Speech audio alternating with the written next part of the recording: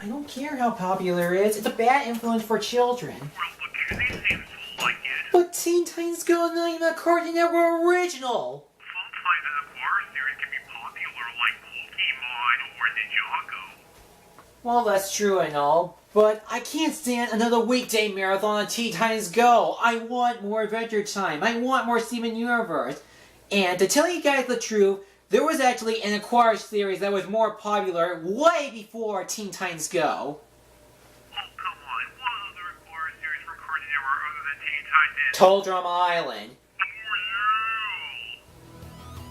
Oh, For the past 9 years, Fresh TV and Cake Entertainment has created a special kind of anime series that would revolutionize the animation industry on TV.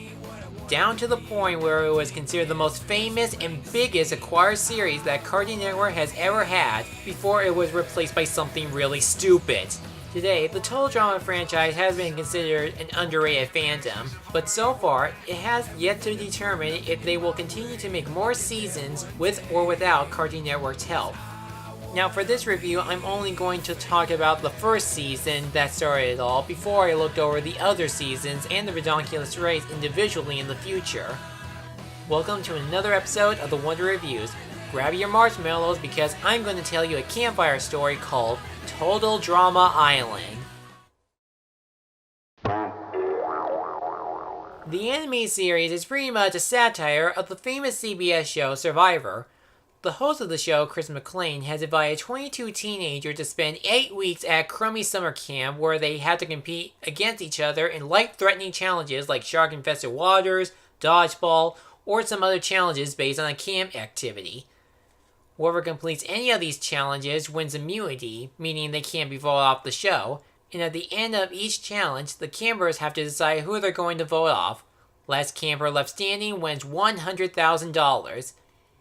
Saying that entire summary alone, this is why people seem to love the show because it throws in a unique genre to make it exciting, and that would be the reality aspect.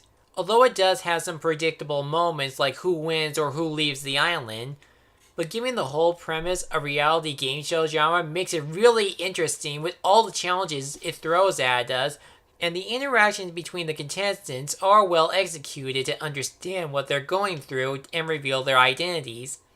And since it is a reality game show, it follows the same structure as a real game show. It also throws in some twists that can surprise everyone, including the audience.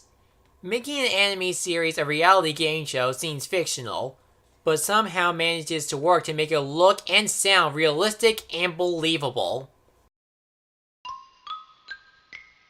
When you look at these characters, you can simply identify who they are based on their tropes.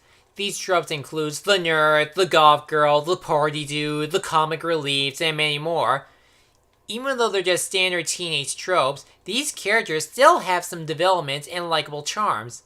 With the host of the show, Chris McClain, he's the egotistical dude that loves to torture the campers for fun with the help of his assistant, Chef Hatchet. He can either succeed as a spoof host or consider unlikable for his mean-spirited attitude with others.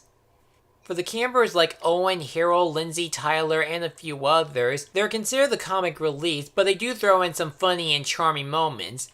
But there are still some characters that do have some developments. For example, Gwen may seem like a normal goth girl, but when she interacts with her friends like Trent, Cody, or Lashana, she can be considered likable and has to deal with the struggles she has to go through to stay on the island. Other characters like Duncan, Jeff, Izzy, and Courtney also get some development when it comes to forming relationships, having weak spots, or even sharing a deep secret.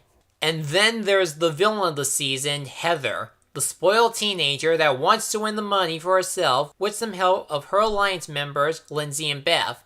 As a villain, she is a love-to-hate kind of villain that you really want her to get punished or leave the island for good.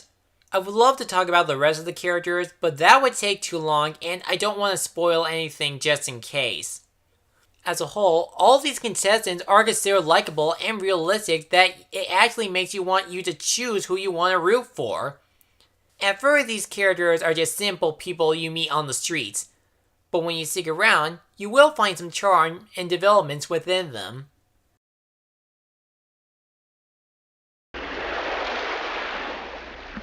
What's a bit interesting about the animation is that Fresh TV used Adobe Flash to animate their series. The best example to prove this fact is the character design. The animator gave them a more realistic look to match their personalities, and their movements do move like a living person. It does often have some cartoony moments since it's still an anime series, but they are subtle and they only occur in a few scenes on the show. Everything else like the sharks, bears, and other animals can either be portrayed as the actual animals they're supposed to be, or throw in some cartoony jokes. Finally, the background animation. Well, it is nice to look at, but there's nothing really special worth noticing around Camp Wallmanaqua, since most of it takes place in either a camp or a forest. But the best moments in the animation are the challenges, because they are awesome to watch the whole way through.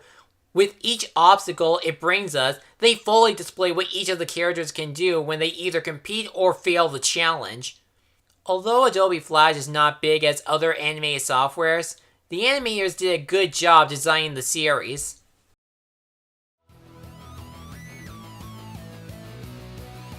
I know I'm acting all fanboy throughout all of this, but I rest my case. Total Drama Island is one of the most awesome anime series I've seen. Thanks to the satire of reality game shows, some likable characters, and some great game challenges, it makes TV animation feel innovative. If you love reality game shows like Survivor or Fear Factor, or if you're looking for an anime series with teenagers, then this is a must-watch. Even though it hasn't been airing on TV lately, it still holds up as an anime series that's worth watching over and over again. I will review the other seasons later, but Season 1 mildly earned the Diploma of Destiny. Now if you'll excuse me, I had to clean up the confessional that Owen stanked up.